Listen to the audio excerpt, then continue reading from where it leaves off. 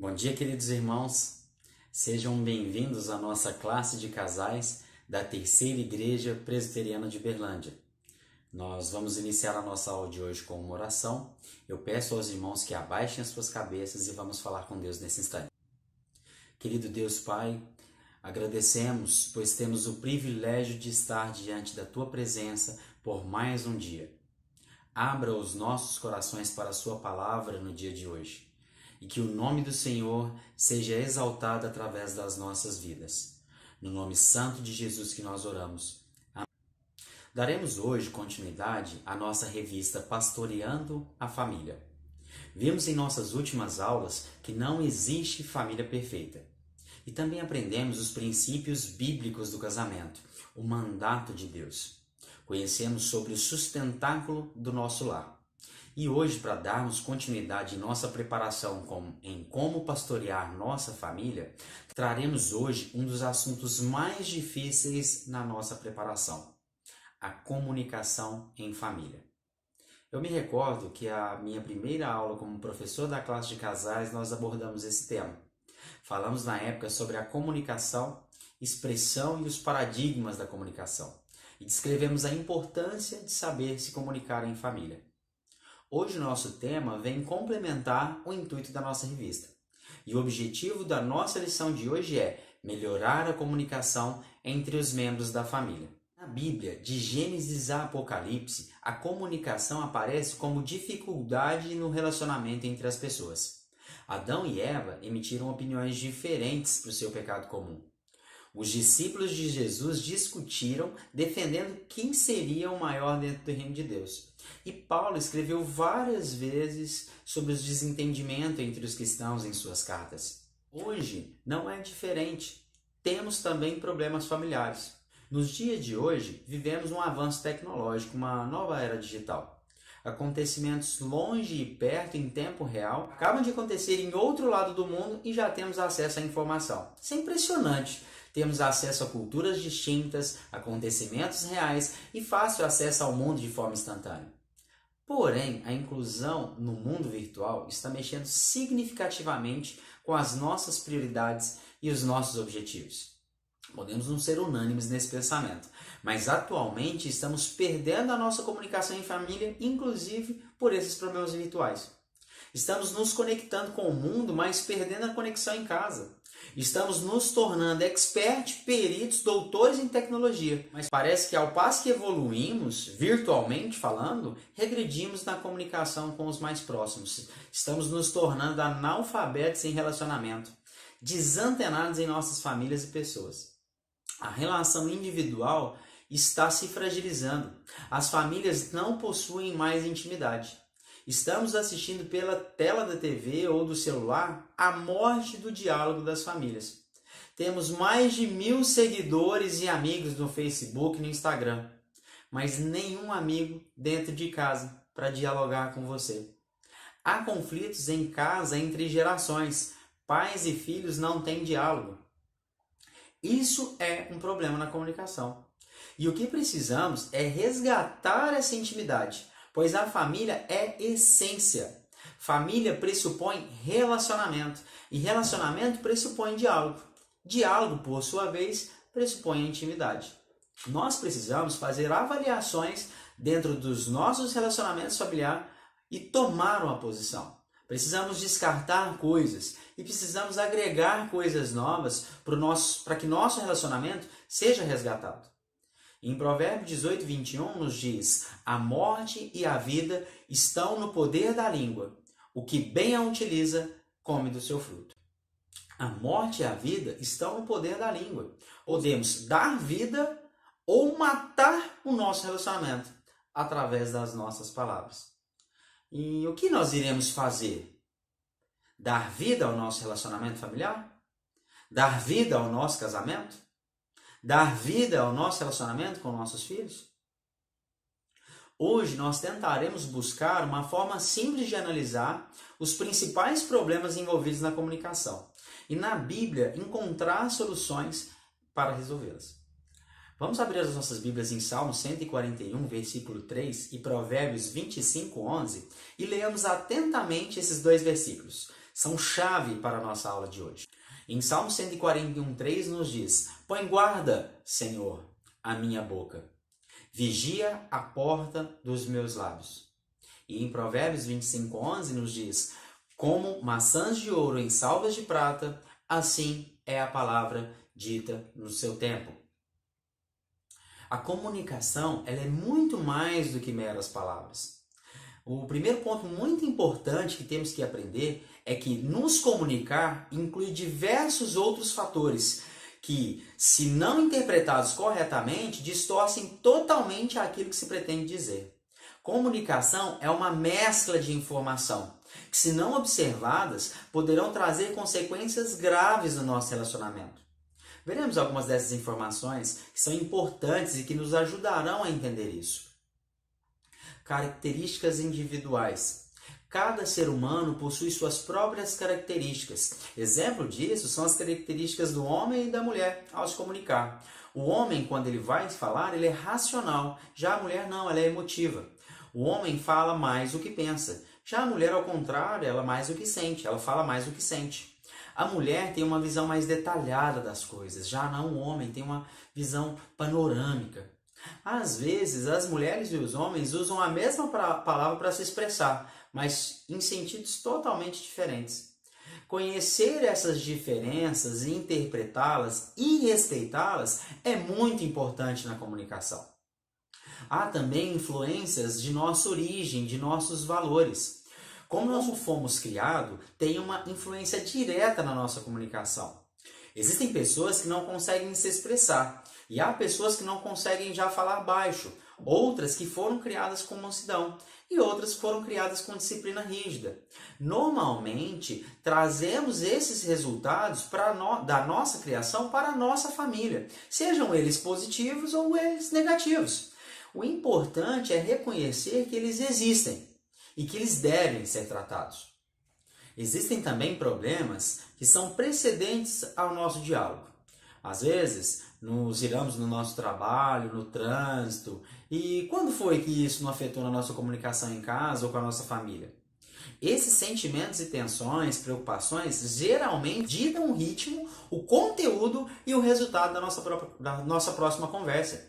Devemos saber, receber, digerir e tratar essas situações para que não afete a nossa comunicação.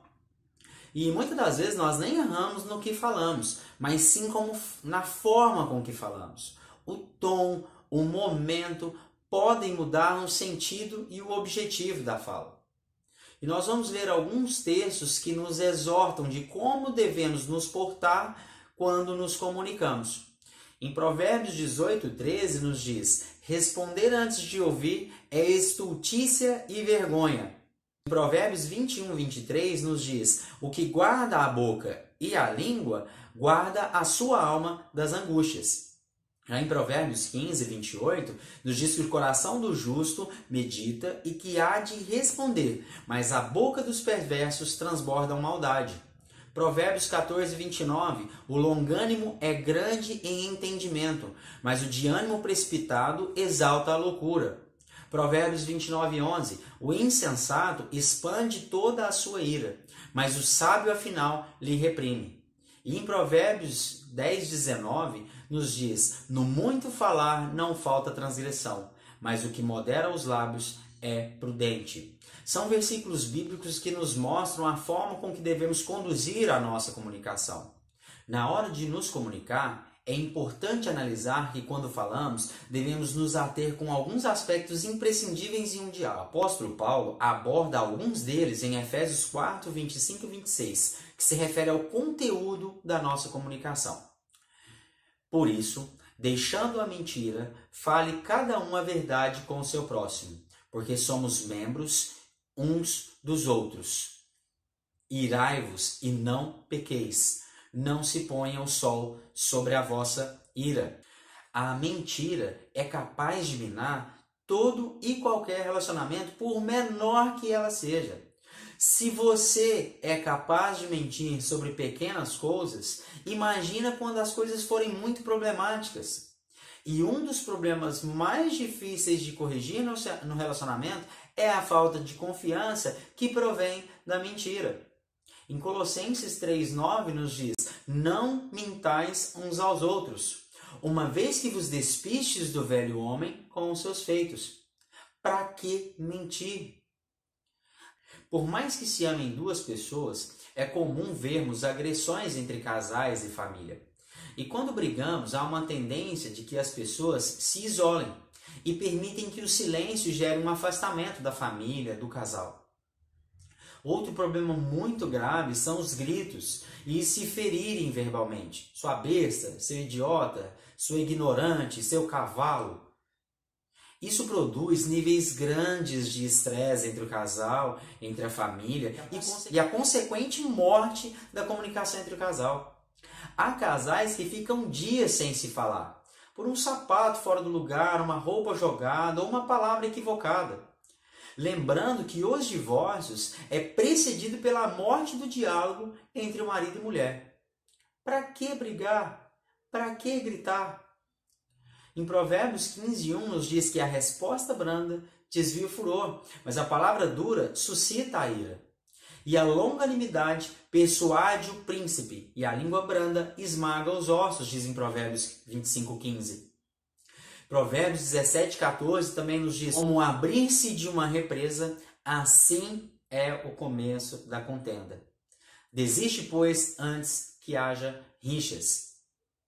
E em Romanos 13:10 também nos fala: o amor não pratica o mal contra o próximo, de sorte que o cumprimento da lei é o amor. Um outro fator muito importante numa comunicação é o momento certo para se falar. Nós já sabemos que existe tempo para tudo. E em Eclesiastes 3:7 nos diz: tempo de rasgar, tempo de coser, tempo de estar calado e tempo de falar. Provérbios 15:23 nos diz: o homem se alegra em dar a resposta adequada, e a palavra a seu tempo, quão boa é. Como dito nesses textos, sabemos que há um tempo certo para tudo. Contudo, nós não devemos deixar de falar. Não devemos acumular ressentimentos, porque quando os colocamos para fora, talvez seja tarde demais e não saberemos conter as consequências. Para que tratar o problema em um momento inconveniente? A comunicação não envolve somente esses aspectos citados. Temos que ter muitos cuidados e cultivá-los na comunicação dentro de um relacionamento ou do nosso relacionamento. Devemos usar adequadamente a nossa língua, o nosso corpo, na hora de nos comunicar. Esses podem distorcer completamente o sentido daquilo que falamos. Quando falamos, se usarmos de cinismo, expressões faciais ou balançar a cabeça, gestos obscenos, podem às vezes machucar muito mais que as palavras. E não é a forma adequada de demonstrar o nosso amor no nosso relacionamento. Lá na carta de Paulo aos Coríntios 13, de 4-7, nos diz o que é o amor. O amor é paciente, é benigno. O amor não arde em ciúmes, ele não se ufana, não soberbece. Não se conduz inconvenientemente, não procura os seus interesses e não exaspera. Não se ressente do mal, não se alegra com a injustiça, mas regozija-se na verdade. Tudo sofre, tudo crê, tudo espera e tudo suporte. O que devemos fazer na comunicação é usar adequadamente os meios de comunicação dentro da nossa família. Desliga o computador, o celular, a televisão. Chame sua família, almocem juntos, jantem juntos. Tire um tempo para que a família se desligue do mundo virtual e tecnológico e passe a ter um diálogo. Leia a Bíblia juntos. Traga Deus para sua família diariamente. Um outro fator também muito importante na comunicação é reconhecer o seu erro e perdoar o erro dos outros. A comunicação ela é muito afetada quando não são admitidos os erros pelos seus integrantes, principalmente quando for constatado e até ignorado. É necessário o reconhecimento do erro e o pedido de perdão. Isso faz com que a comunicação flua de forma natural, mesmo se as consequências forem ruins. Por outro lado, é importante que, uma vez reconhecido e pedido perdão, haja concessão de perdão. Caso contrário, não será restaurada a comunicação natural da família. Em Efésios 4:32 nos diz: antes, sede uns para com os outros benignos, compassivos, perdoando-vos uns aos outros, como também Deus em Cristo vos perdoou. Em Tiago 5,15 nos diz: e a oração da fé salvará o enfermo, e o Senhor os levantará, e se houver cometido pecados, ser-lhe-ão perdoados. Outra coisa muito importante, e está sendo usual e curioso nos casais, é a greve na família. Ah, eu não falo mais com você. Ah, eu vou dormir no outro quarto. Estes não são tratamentos adequados e podem trazer danos irreversíveis ao casamento, porque um dia a casa cai. Devemos tratar adequadamente cada problema com maturidade, equilíbrio e amor. Nós sabemos, com toda franqueza, que a comunicação é a peça-chave do relacionamento. Os textos que lemos nesse estudo nos ensinam de modo incisivo sobre o uso da verdade, do amor, da misericórdia, da sinceridade, da temperança na comunicação pessoal ou na comunicação familiar. Saber usar essas ferramentas que Deus nos proporcionou faz com que tenhamos felicidade em nossa família. E usar estes princípios faz com que saibamos como se comunicar coerentemente e corretamente com os nossos familiares. Como dito no início da aula, a palavra é capaz de trazer vida ou morte em nossa família. Traga vida no relacionamento familiar. Traga vida no seu relacionamento conjugal. Caso você tenha algum problema com seu esposo ou esposa que vem impedindo de manter uma comunicação natural, caso os seus filhos tenham se entristecido com uma disciplina exaltada de sua parte ou tiver cometido algum erro, peça perdão. Ore com ele. Ore com seu filho, ore com seu cônjuge. Acredito eu que será um grande passo para o resgate da paz e da harmonia e da intimidade na comunicação familiar. Não seja conivente com a situação. Não seja conivente com os problemas de sua família. Busque a Cristo. Que a graça e a paz do nosso Senhor Jesus Cristo estejam com todos. Vamos orar? Querido Deus Pai, obrigado pela Tua palavra mais uma vez. Nós te agradecemos porque o Senhor nos dá acesso ao amor, à misericórdia. O Senhor nos dá acesso à paciência. O Senhor nos dá acesso a todos os dons do Espírito, Pai. Para que possamos viver em família, vivermos unidos para a honra e glória do Teu nome. Ensina-nos, Senhor, a usar a palavra. Ensina-nos, Senhor, a nos comunicarmos com nossa família, com o nosso cônjuge, com os nossos irmãos, com a nossa igreja, no nosso trabalho, Pai. Porque nós sabemos que somente o Senhor pode nos tratar e nos modificar. Somente o Seu Espírito pode usar a nossa boca como instrumento de louvor ao Senhor. Obrigado pela Tua palavra e é no nome de Jesus que nós oramos, agradecidos mais uma vez. Amém. Obrigado pelo tempo, bom domingo e fiquem com Deus. Abraços.